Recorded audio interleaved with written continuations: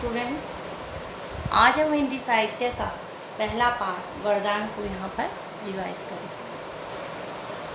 प्रभु विपत्तियों से रक्षा करो, यह प्रार्थना लेकर मैं तेरे द्वार पर नहीं आया।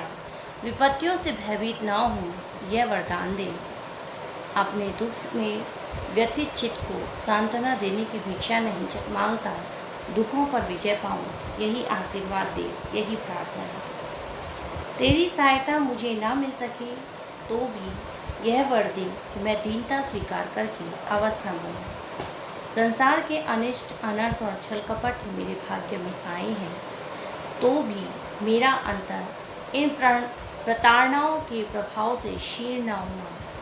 मुझे बचा ले, यह प्रार्थना लेकर मैं तेरे दर पर नहीं आया। केवल संकट सागर में तैरते रहने की शक्ति मांगता हूँ।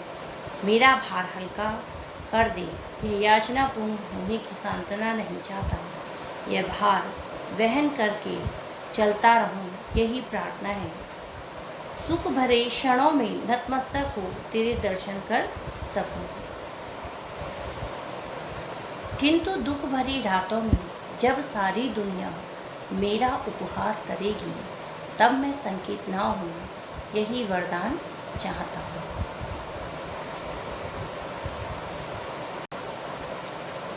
प्रस्तुत कविता में कवि रविंद्रनाथ ठाकुर ने जीवन में कर्मठ बने रहने और स्वतंत्रता पूर्वक हर परिस्थितियों में डटकर निरंतर संघर्ष करते रहने का संदेश दिया है।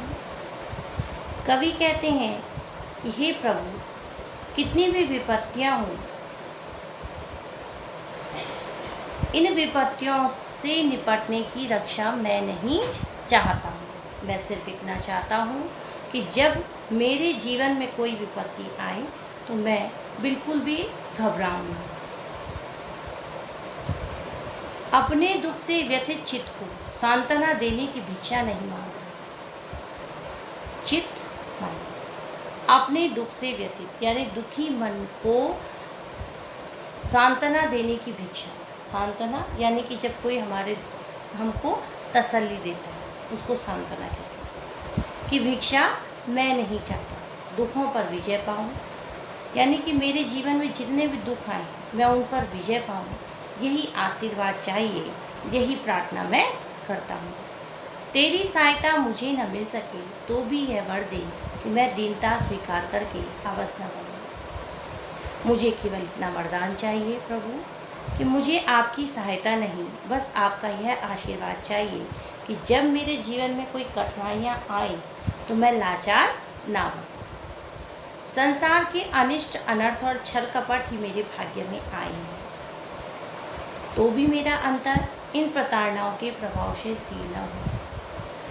यदि मेरे भाग्य में पूरे संसार का अनर्थ, छल कपट, दुख भी आए तो भी मैं इन कष्टों से ना घबराऊं। मेरे जीवन में इन कष्टों का कोई भी प्रभाव ना पड़े।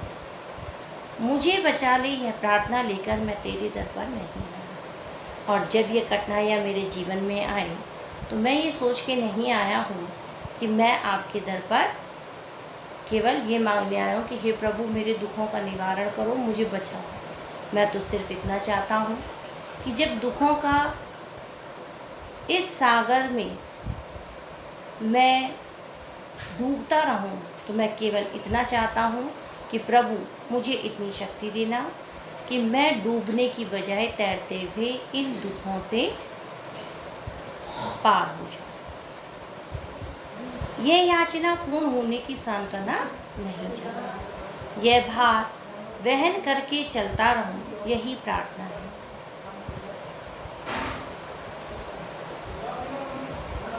यह याचना पूर्ण होने की सांत्वना नहीं चाहती। मैं ये नहीं चाहता, मैं ये प्रार्थना नहीं करता कि मैं इन दुखों से दूर भागूं। मैं तो सिर्फ इतना चाहता हूँ कि हे प्रभु, जब मेरे दुखों का निवारण हो तो मैं दुखों में ही नहीं बल्कि सुख भरे क्षणों में भी नतमस्तक होकर तेरे दर्शन करने के लिए आऊँ। किंतु दुख भरी रातों में जब सारी दुनिया मेरा उपहास करेगी, तब मैं संकित ना हूँ, यही वरदान चाहता हूँ। इन पंक्तियों में कवि कहते हैं कि हे प्रभु, जब मैं दुखी हूँ तो मैं ये नहीं चाहता हूँ कि तू मेरे दुखों को दूर करे। मैं तो बस इतना चाहता हूँ कि मेरे जीवन में दुखों के आने पर जब सारी दुनिया मेरी हंसी उड़ाए तो हे ईश्वर, मुझे यह वरदान दो कि मैं उन दुखों से विचलित ना हूँ, मैं उन दुखों से घबराऊँ ना, बल्कि उन दुखों का निवारण करते हुए आगे की ओर बढ़ता जाऊँ। प्रस्तुत कविता के माध्यम से कवि ने हमें यह प्रेरणा दी है कि हमें कभी भी अपने दुखों से विचलित नहीं होना चाहिए तथा धैर्य धारण करना चाहिए। कविता का मुख्य उद्देश्य है विपत्तियों से भयभीत ना हो। कवि के भाग में क्या आया है? अनिष्ट, अनर्थ और छल कपट। कवि किसके सागर में तैरते रहने की शक्ति ईश्वर से मांगता है? संकट सागर में। धन्यवाद।